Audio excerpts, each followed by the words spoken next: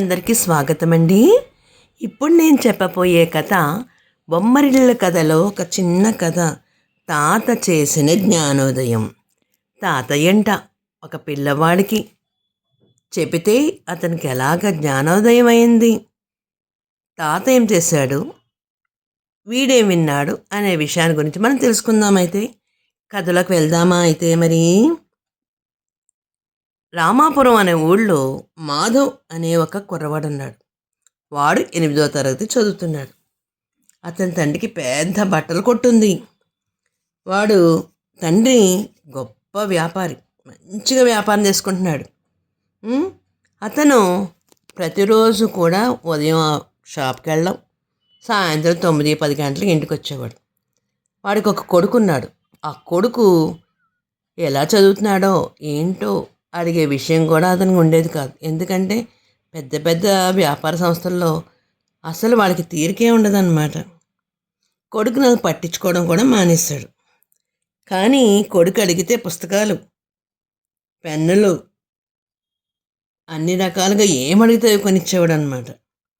అదే కాకుండా పిల్లవాడు సరిగ్గా చదువుతున్నాడా లేదో అని అనుమానం వచ్చి స్కూల్ అయిపోయిన వెంటనే ట్యూషన్ కూడా పెట్టించేశాడు తండ్రి. కానీ మన మాధవ్ ఏం చేస్తున్నాడు? వాడికి చదువు అంటే ఇష్టం లేదు. నేను చదివి నేనేం చేయాలి ఇలా అనుకునేవాడు. మా నాన్న బోల్ డబ్బు సంపాదించాడు, బోలంత ఆస్తుంది, నాకెందుకో చదువు అనుకుని స్కూల్కి వెళ్ళే సమయానికి స్కూల్కి వెళ్ళేవాడు కాదు. చక్కగా స్కూల్ డ్రెస్ వేసుకుని ఒక బ్యాగ్ తగిలించుకుని ఒక పార్క్లో కూర్చునేవాడు ప్రతిరోజు కూడాను. వాడు ఎందుకో చిన్న మనసుగా అంత పెద్ద ఇదెందుకు వచ్చిందో అర్థం కాదు. పార్క్లోకి ఏమవుతుంది, వచ్చేవాళ్ళు పోయేవాళ్ళు అందరూ వెళ్తూ ఉంటారు. ఆ పార్కులో ఆడుకుంటూ పాడుకుంటూ స్కూల్ సమయం అయిన తర్వాత చక్కగా బ్యాగ్ తీసుకుని ఇంటికి వచ్చేసేవాడు. తల్లిదండ్రులకి ఈ విషయం తెలియదు. ఏంటో పాపం పొద్దున పాపం స్కూల్కి గబగబ వెళ్ళిపోతున్నాడు, సాయంత్రం వెళ్ళకి వస్తున్నాడు అనుకున్నాడు. కానీ వీడు పార్కులో ఇలాగా కాలక్షేపం చేస్తున్నాడని ఎవ్వరికీ తెలియదు. అక్కడ పార్కులో ఒక ముసలాయన ఉన్నాడు. వీడిని 2-3 రోజులు బట్టి గమనిస్తూ అతను ఏం చేశాడని గడ్డిని పారేస్తూ సరిచేస్తూ పూల మొక్కలు నీళ్లు పోస్తూ ఉండేవాడు ఆ తాత. అతనికి ఎంత వయసు ఉందంటే 60 సంవత్సరాల వయసు ఉంది. మెల్లమెల్లగా తోట పని పూర్తి చేస్తూ కాలం గడిపి రాత్రిపూట ఆ ఇల్లు ఈ ఇల్లు తిరిగి కాస్త ఎవరన్నా ఇంత ముద్ద పడేస్తే తినేసి కూర్చునేవాడు అనమాట. తన ఆకలి తీర్చుకునేవాడు ఆ రకంగా. మాధవ్ రోజు పార్కులో కూర్చుని మధ్యాహ్నం ఒక క్యారెట్ తెచ్చుకొని అన్నం తిని సాయంత్రానికల్లా ఇంటికి వెళ్ళిపోవడం ఆ ముసలాడు గమనించాడు. ఒకరోజు మాధవ్ చెట్టు కింద కూర్చుని ఏవేవో పిచ్చిపాటలు పాడుకుంటూ ఉండగా తాత బాబు దగ్గరికి వచ్చాడు. బాబు, నువ్వెవరు నాయనా? రోజు ఇక్కడే కూర్చుని సాయంత్రానికి ఇంటికి వెళ్తున్నావు, స్కూల్ మానేసావేమిటి నాయనా అని మాధవ్ని ప్రశ్నించాడు ముసలాయన. నా పేరు మాధవ్, నేను 8వ తరగతి చదువుతున్నాను. నాకు స్కూల్ అంటే ఇష్టం లేదు, అందుకే ఈ పార్క్లో కూర్చుని ఇంటికి వెళ్తున్నాను అన్నాడు. మరి భవిష్యత్తులో ఏం చేసి బతుకుతానైనా బాబు అని ప్రశ్నించాడు. మా నాన్నది పెద్ద బట్టల కొట్టు, నీకు తెలుసు కదా. 3 ఇళ్ళు కట్టించాడు. ఆ 3 ఇళ్ళని అద్దెకిచ్చేశాడు. బోల్డ్ డబ్బు వస్తుంది, ఆదాయం వస్తుంది. నేను మా నాన్నకి ఒక్కడనే కొడుకుని. ఆ డబ్బంతా మా నాన్న ఏం చేసుకుంటాడు? నేను వేరే పని చేసి బతకాల్సిన పని నాకేం లేదు కదా, ఆ డబ్బే సరిపోతుంది అని సమాధానం ఇచ్చాడు మాధవ్. పిచ్చివాడా, ఆ డబ్బు ఎన్నాళ్ళు సరిపోతుంది? నువ్వు బాగా చదువుకుని నీ సొంత కాళ్ళ మీద నువ్వు నిలబడి నువ్వు స్వతంత్రంగా డబ్బు సంపాదించాలి అంటే నువ్వు బాగా చదువుకోవాలి. చదువుకుని చక్కగా నీ డబ్బుతో నువ్వు బాగా ఖర్చు పెట్టుకోగల అవకాశం వస్తుంది కదా. ఒకళ్ళ మీద ఆధారపడి బ్రతుకుతానంటావు ఏమిటి నాయనే అన్నాడు. నాకంతా తెలుసులే తాత, ఈ డబ్బు సక్రమంగా వినియోగించుంటే అందరికీ సరిపోతుంది అని చెప్పాడు మాధవ్. నీకేం తెలుసు బాబు, నువ్వు చాలా చిన్న పిల్లవాడివి. నువ్వు పెరిగి పెద్దవాడై ఇలాగే సోమరిపాతం అయ్యావనుకో, నీకు ఎన్నో చెడ్డ అలవాట్లు అబ్బుతాయి. అప్పుడు మీ నాన్న సంపాదించిన ఆస్తి అంతా కూడా కరిగిపోతుంది.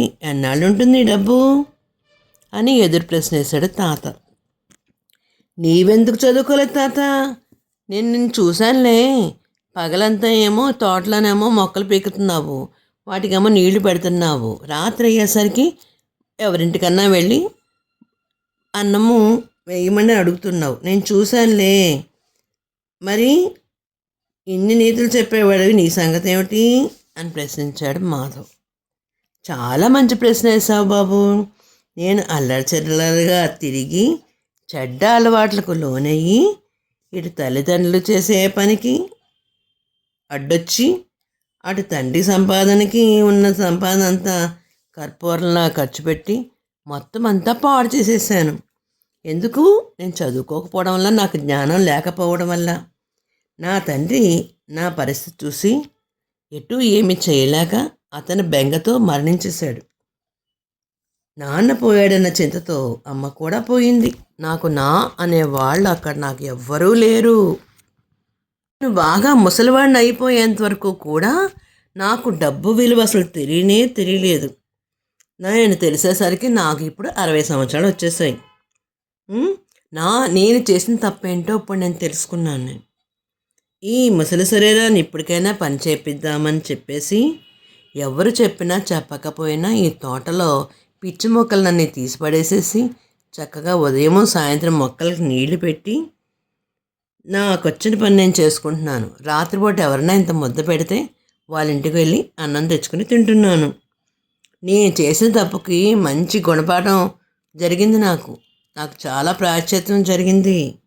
అనుభవంతో చెప్తున్నాను బాబు. బడికి వెళ్ళి బాగా చదువుకోవాలి అని తాత అంటుంటే ఎవరో 2 యువకులు అక్కడ పరిగెత్తుకుంటూ వచ్చారు.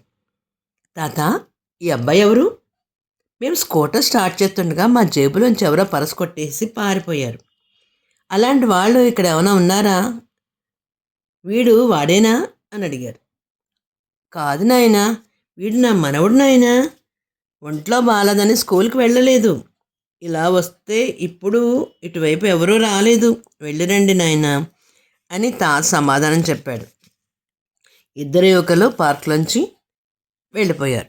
చూసారా మరి, మాధవు అలా ఖాళీగా తిరుగుతుంటే వాళ్ళు మంచివాళ్ళో చెడ్డవాళ్ళో కూడా అవతల వాళ్ళకి తెలియదు కదా మరి.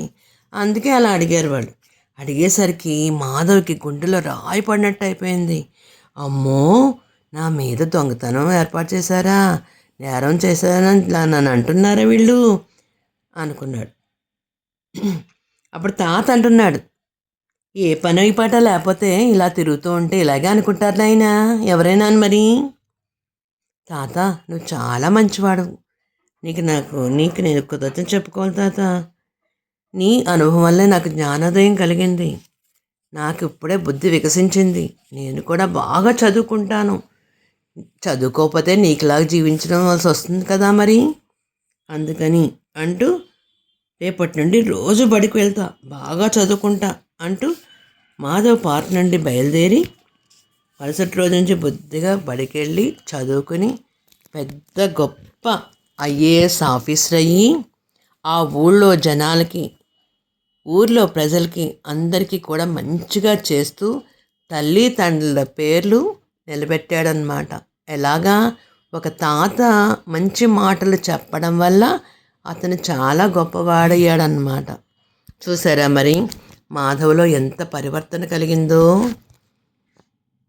ఒక చిన్న కథ చెప్పుకుందామా అయితేనే. కథ పేరు మహిమగల పాత్ర. ఒక ఊళ్ళో నందనుడు అనే ఒక అవిటివాడు ఉన్నాడు. అతడు భ్రమరాంబాపురంలో ఏం చేసేవాడంటే పాపం ఎవరూ లేరు వాడికి. తల్లి తండ్రి ఎవరూ లేకపోవడంతో వాడు ఎప్పుడు కూడా భిక్షమెత్తుకుని జీవిస్తూ ఉండేవాడు. అయితే తనకి ఎవరైనా కాస్త అన్నము ఏమైనా వేశారనుకో, దాంట్లో కొంత భాగమే తను తిని మిగతా భాగాన్ని కుక్కలకి కాకులకి పెట్టేవాడు, వేస్తూ ఉండేవాడు అన్నమాట. ఇలా రోజు జరుగుతుంది. అలా జరుగుతుండగా ఒకానొక సమయంలో ఒక సన్యాసి ఊరు వెళుతూ తిరుగుతూ ఒకరోజు ఆ భ్రమరాంబాపురం అనే ఊరికి వచ్చాడు. చూశాడు, జనాలందరినీ చూస్తున్నాడు. ఈ నందడు ఒక్కడే ప్రతిరోజు కూడా తనకు వచ్చిన అన్నంలో కాకులకి కుక్కలకి పెట్టడం చూశాడు. ఏమిటి నాయనా, నువ్వు కడుపు నిండా తినకుండా ఈ కాకులకి కుక్కలకి వేస్తావేంటి? శుభ్రంగా తినచ్చు కదా అంటే, పిడికుళ్ళు మెడుకులు పెడితే జీవితాంతం విశ్వాసంగా పడి ఉంటాయి కుక్కలు. చూసారా మరి, మన రోడ్డు మీదకి వెళ్ళామనుకో, మన చేతిలో ఏమైనా ఉందనుకో, కాస్త కుక్కకి పెట్టామనుకో మనకు ఓడనే వచ్చేస్తుంది అది. దానికి అంత ఆప్యాయత. మరి గుప్పెడు మెతుకులు వేస్తే కనుక కాకులు వాళ్ళ చుట్టూ ఉన్న కాకులన్నింటినీ ఎప్పుడైనా సరే కాకికి ఏమైనా వేస్తే మిగతా కాకులను అరుస్తుంది, రమ్మని వచ్చి తీసుకోమని చెప్పుద్ది అనమాట. అంత సఖ్యత ఉన్నాయి కాకుల్లోని. పిలిచి అందరూ కూడా ఆరగిస్తారు. ఎందుకంటే దాని ముక్కు చిన్నది, కొంచెం కంటే ఎక్కువ తినలేదు. అలాగే దాని స్వార్థం లేదు. అన్ని కాకుల్ని పిలిచి వాళ్ళందరూ కలిసి తింటాయి. అందువల్లే స్వామి ఇలా చేస్తున్నాను అని చెప్పాడు సన్యాసికి. నందనుడు ఆ జవాబుతో ఆనందపడిపోయాడు సన్యాసి. ఓ, నువ్వు చాలా గొప్పవాడివవుతావు.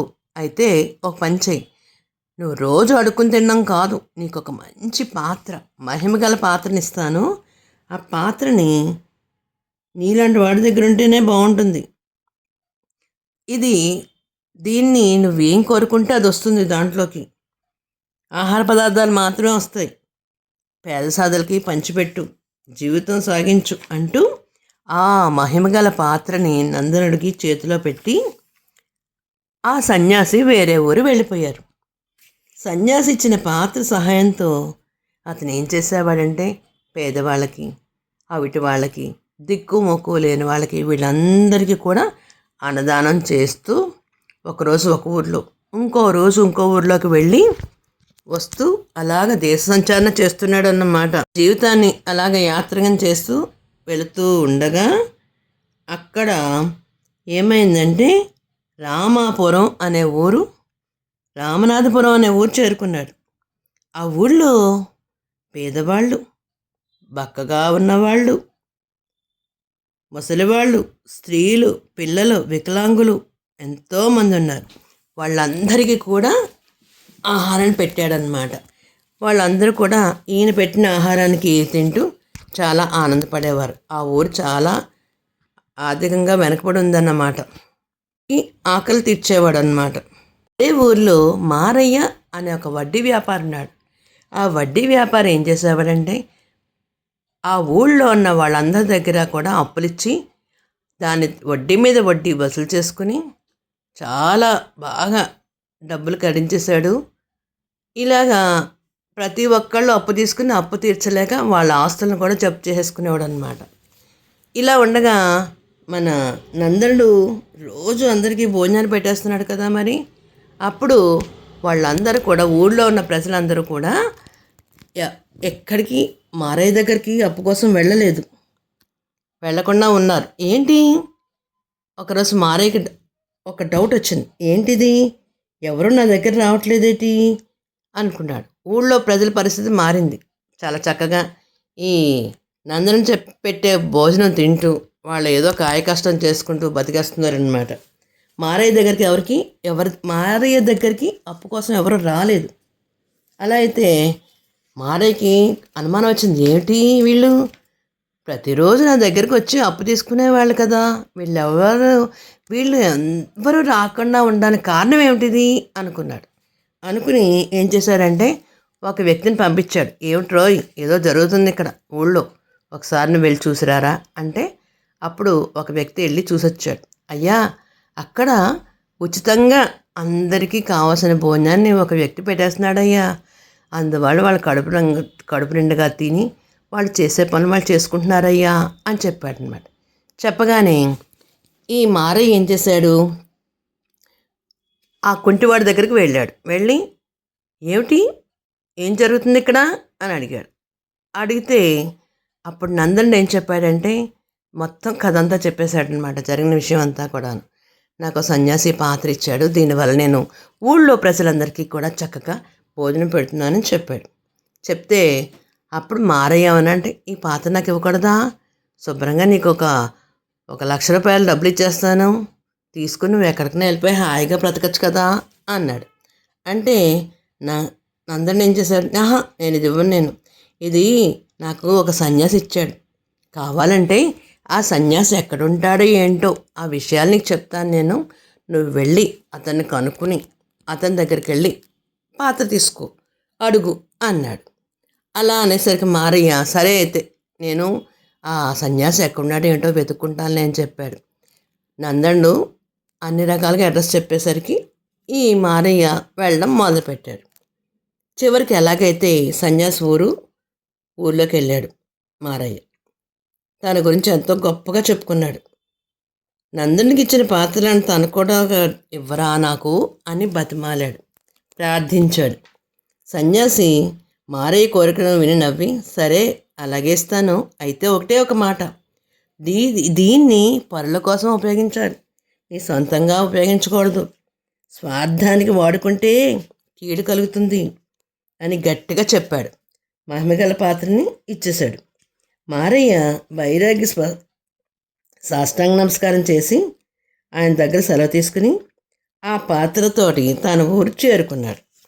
ఆ రోజు నుండి మారయ్య అనేక పదార్థాలను సృష్టించాడు, ప్రారంభించాడు. అయితే అందులో ఏంటి, స్వీట్లు కావాలంటే వచ్చేవి, పులిహార కావాలంటే పులిహార వచ్చేస్తుంది, అలా ఏది కావాలంటే అది వస్తూ ఉండేదన్నమాట పాత్రలోకి. కొంచెం ఎంతో పేదవాళ్ళకి పెట్టి మిగతా అన్నీ ఇంకేం పెట్టకుండా 4 చోట్ల 4 స్వీట్ షాపులు పెట్టేసి ప్రతి చోట కూడా మనుషులను పెట్టాడు, 4 మనుషులను పెట్టేసి ఆ పాత్రలో వచ్చే పదార్థాలన్నీ కూడా పెట్టి అమ్మడం మొదలుపెట్టాడు. ఇక్కడ ఏమైంది, మన డబ్బులు ఖర్చులు లేవు, లడ్డు అంటే లడ్డు వస్తుంది, కాజా అంటే కాజా వస్తుంది, మరి పులిహార అంటే పులిహార తయారైపోయి వచ్చేస్తుంది. అప్పుడు ఏమవుతుంది, అవన్నీ ఊళ్ళో అందరూ కొనుక్కునేసరికి ఇతను బోల్డంత డబ్బున్నవాడు అయిపోయాడు, బాగా డబ్బులు వచ్చేసాయి. మన దగ్గర కూడా ఇలాంటి ఒక పాత్ర అంటే బాగుంటుంది కదా.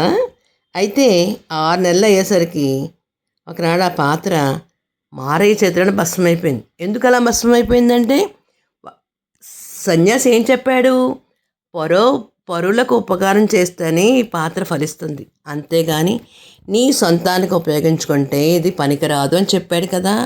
అలాగే ఆ పాత్ర ఏమైంది, భస్మమైపోయింది అనమాట. మారయ్య చేతులు కాలిపోయినాయి.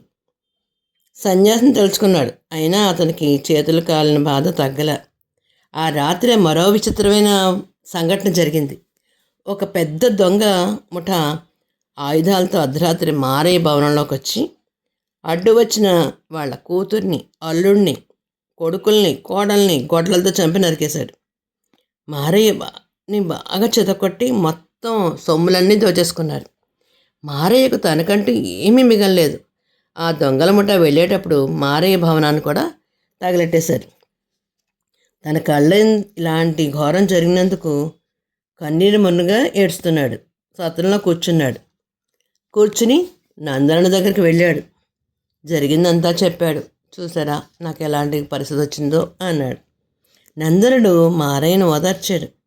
ఎవరైనా కష్టంలో ఉంటే వాళ్ళు ఓదార్చాలి, కానీ మళ్ళీ తిరిగి మాటలు అనకూడదు కదా. మరి అలా నందనుడు చాలా మంచివాడు కదా. మారయ్య నందను వంక చూసి ఆశ్చర్యపోయాడు. ఏమిటి, ఒకప్పుడు కుంటికాలతో ఉంటే నందనుడు ఇప్పుడు కాళ్ళు పూర్తిగా వచ్చేసాయి, బాగున్నాడు, 2 కాళ్ళు మామూలుగానే ఉన్నాయి. ఎవరో పిలుస్తున్నట్టు అక్కడికి వచ్చాడో సన్యాసి. అప్పుడు ఏమైందంటే ఆ పాత్ర ఇచ్చిన సన్యాసి అక్కడికి వచ్చాడు. అయితే ఏమన్నాడంటే, ఎంత మహిమగల పాత్ర అయినా ఆ పాత్రుడి దగ్గర వ్యర్థమవుతుంది, పాత్రుడు అంటే దానం చేసేవాడి దగ్గర రాణిస్తుంది అది. నందనుడు తన నిస్వార్థ బుద్ధితో అందరికీ ఆహారాన్ని పెట్టి తన కుంటితనాన్ని పోగొట్టుకున్నాడు. నువ్వు ఎలాంటి వాడివంటే స్వార్థబుద్ధి కలవాడివి.